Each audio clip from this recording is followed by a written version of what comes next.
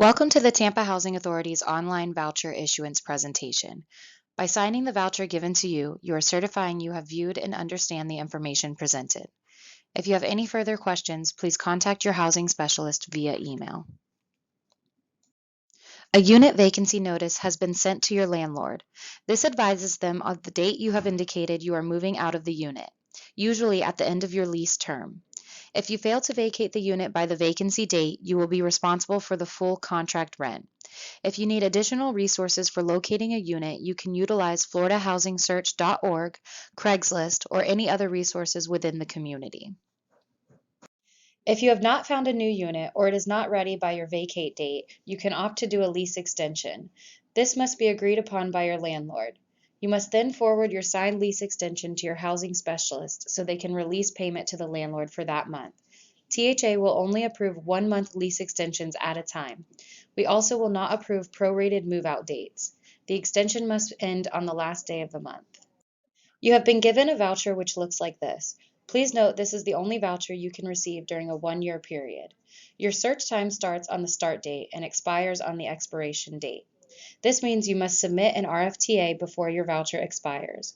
Your voucher is valid for 90 days. If you do not submit an RFTA before your voucher expiration date, your assistance is terminated.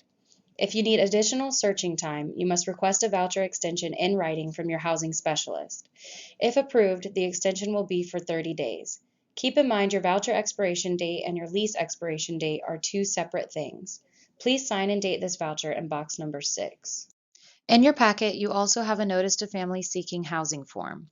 This form advises you of your voucher size, payment standard, and total tenant payment.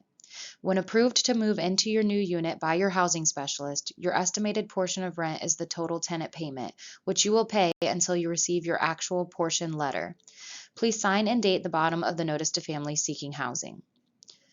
You also have a transfer process form which advises of some guidelines for moving. If you have any changes in income during this process, you must report them in writing within 10 days. If you fail to find a new unit and submit the RTA and do not renew your lease with your current landlord by the voucher expiration date, you will be terminated from the program. If currently on a repayment agreement with THA, you can only move locally and cannot port to another agency. Please sign and date the transfer process form. You have been given a list of payment standards. Please note they vary by zip code. You must look at the zip code for the unit you are interested in and compare it to the corresponding payment standard for your voucher size. In this example, the payment standard for a 1-bedroom voucher in the 33569 zip code is $1,280. Notice how some payment standards are lower and some are higher depending on the zip code. Please note that THA covers all of Hillsborough County except for Plant City. Once you locate a unit you are interested in, THA has posted a rent calculator so you can determine if the unit is affordable for you before you have the landlord complete the RFTA. The rent calculator is located at www.thafl.com. You will go to the Departments tab at the top and select Assisted Housing from the drop-down menu. From there, you will click on Rent Calculator from the right-hand side. You must select all fields of this calculator in order to estimate if you can afford the requested rent.